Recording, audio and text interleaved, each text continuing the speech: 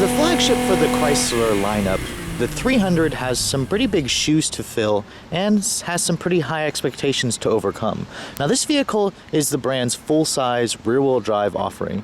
It was first introduced in 2005, and when Chrysler introduced this vehicle, they started off basing the platform off of the previous generation Mercedes-Benz E-Class. A pretty good place to start.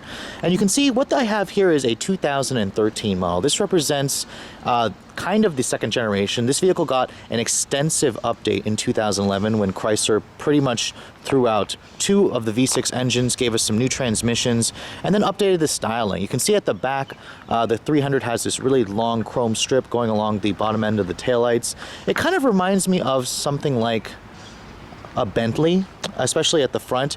Now the 300 is available in 6 different trim levels. What I have here is just the base 300. From there you can choose the 300S, the 300C, which has the Hemi, the 300S Limited, and then the John Barbados, and then there's 2 SRT8 versions, but that's a completely different review. You can see at the front, when Chrysler updated this car for 2011, they added LED daytime running lights. Those are standard on every trim level, and you can see at the front as well, you got some more chrome, and then that big chrome grille with the Chrysler wing emblem. Again, it kind of reminds me of a Bentley, which is probably why a lot of people really like this vehicle, because it offers you kind of that faux Bentley look, but at Chrysler price levels. One thing I'm not too crazy about are those small 17-inch wheels. I would probably recommend the 300S trim at least, just because you get much better looking black finish 20-inch wheels along with the black finish accents. Now, even though this one is the base model, it comes standard with Chrysler's push button start and smart entry, so basically you keep the key fob in your pocket or your purse. To lock the door, push this button here.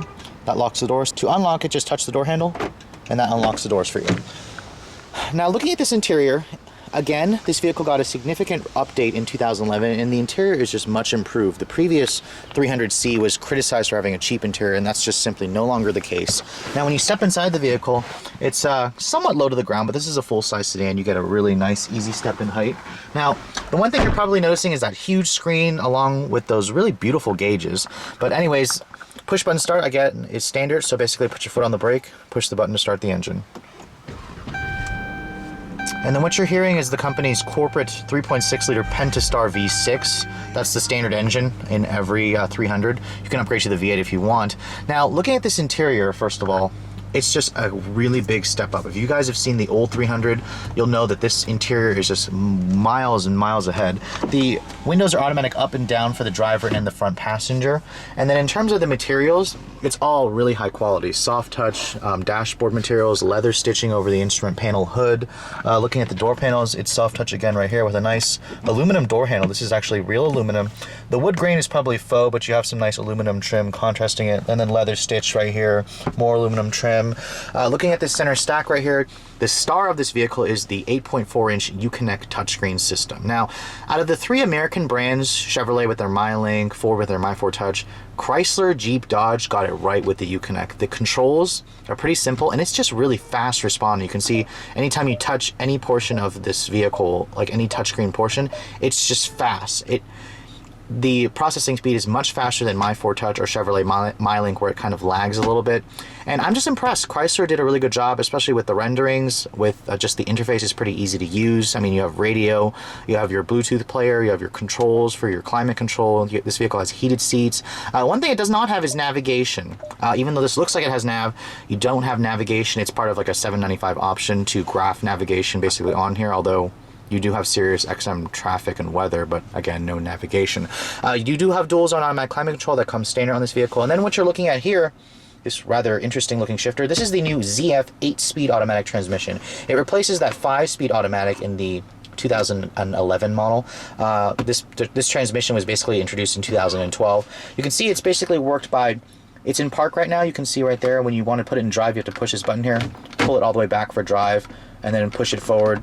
One click for neutral, for reverse. You can see there's no backup camera on this model. You do need to upgrade to the 300S to get the backup camera. And then looking at everything else, nice cup holders here, some more storage right here. The center console here has your USB and your aux port in there, along with a power outlet. The glove compartment, it's damped, it's a good size. I mean, overall, I'm pretty pleased with this interior, especially this new steering wheel. It also has controls for your audio control switches there on the back. That's a Chrysler thing.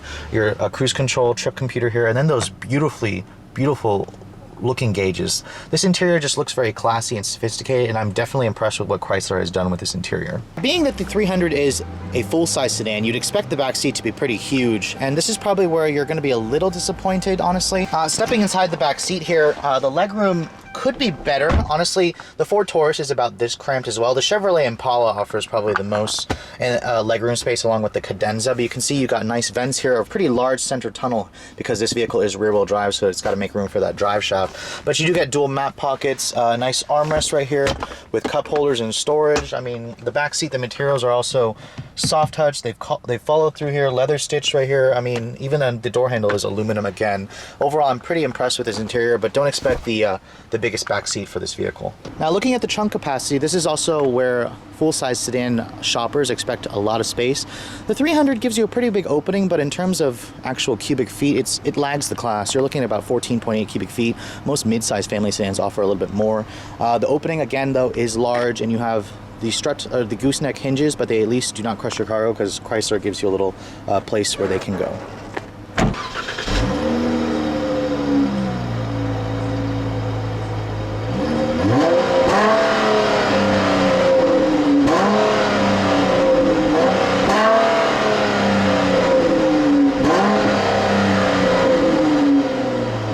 Looking under this massive hood, you'll find the company's corporate 3.6 liter Pentastar V6 engine. It does not have direct injection, but it does have variable valve timing. It's all aluminum. This engine was introduced as an all-new engine in 2011, basically replacing the anemic 2.7 and the lackluster 3.5. Your other choice is a 5.7 liter Hemi, or you can also get a 6.4 liter Hemi in the SRT8 versions. But in this application, it makes 292 horsepower and about 260 pound-feet of torque. If you guys get the 300S, it'll be upgraded to 300 horsepower.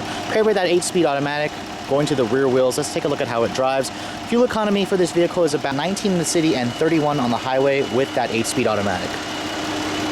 Now, the 8-speed automatic transmission was a big improvement for this vehicle, and the last one that I drove was actually a 2012 Charger that had the 5-speed auto, so I'll be quite pleased to show you guys just how much better this vehicle feels with the new 8-speed automatic.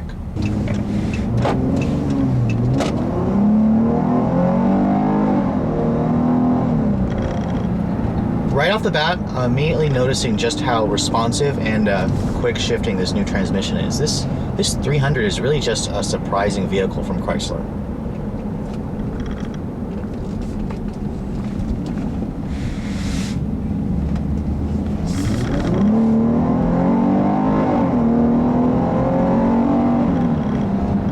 Wow.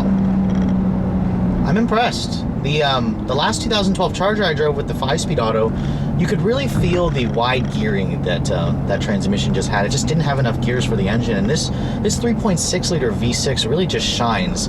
It makes a pretty impressive snarl at high RPMs. It does get a tad noisy. That's kind of the case with this engine when you push it, but I think it's an okay noise. 0 to 60 times, I would probably expect them to be just under 7 seconds, maybe like 6.8. This is a pretty quick sedan for how big it is. This thing weighs about 4,000 pounds. It's about the size of a Ford Taurus and Impala. This is a full-size sedan. The one thing I really like about it is the refinement of this new 300. It feels almost like, it feels like a luxury car in here. The ride quality is very supple, yet it doesn't feel too floaty. This is the kind of ride quality I expected from this vehicle. It's not necessarily the sportiest vehicle, and that's okay. The visibility in here is not the best, though. The mirrors are pretty small. This pillar here is really thick. When you go around this corner right here, you can feel the vehicle has a lot of weight, but that rear drive balance is very, very nice. I really love the way this feels just because it's rear wheel drive. I think that more family sedans or full-size sedans should be a rear drive like this.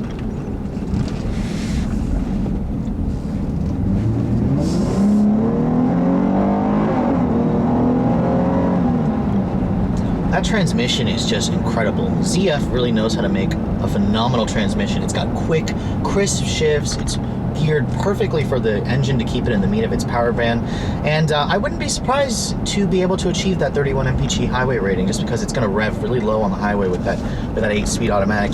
It's funny because I used to think that 6 speeds were the perfect amount of gears, but I'm starting to become more and more of a fan of 8-speed transmissions. And of course, Chrysler's now got a 9-speed transmission in their new Jeep Cherokee, so I'll be curious to see how that one feels. Hopefully it doesn't feel like it's always shuffling between the gears. This one feels perfect. Now, The comfort of this vehicle is also great. This is a full-size sedan. The seats are really comfortable. The ride is good. It's quiet in here. When you're not pushing the engine, it's just silent in here. You can feel the fact that this is still the platform from a Mercedes E-Class because it just feels really solid. It doesn't feel like a cheap car, and Chrysler really has a winner with the 300. I'm impressed with this vehicle, and I really think that the company could put out vehicles just as good as this one. One thing about the steering though is it is an electric power steering. It doesn't offer much feedback, but the vehicle does change directions pretty well. It's about what most buyers in this class probably want their steering to feel. It feels very light and easy.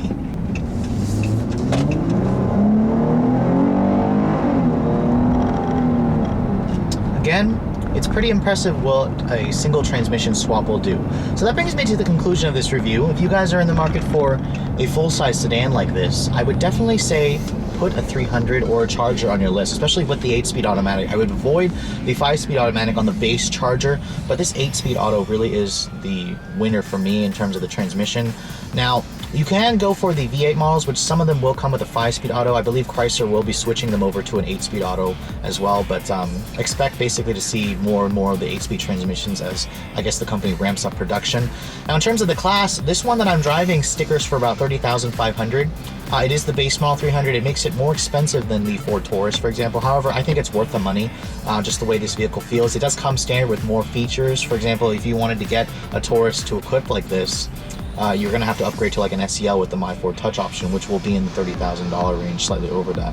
But anyways, if you guys are in the market for a rear-wheel drive full-size sedan, your choices really are this and the Hyundai Genesis. I would probably say the Genesis is the most direct rival to this vehicle, as the other offerings are front-wheel drive. But hope you guys have enjoyed my overview of this 2013 Chrysler 300 with the new 8-speed automatic. Thanks so much for watching, guys. I'll catch you all later.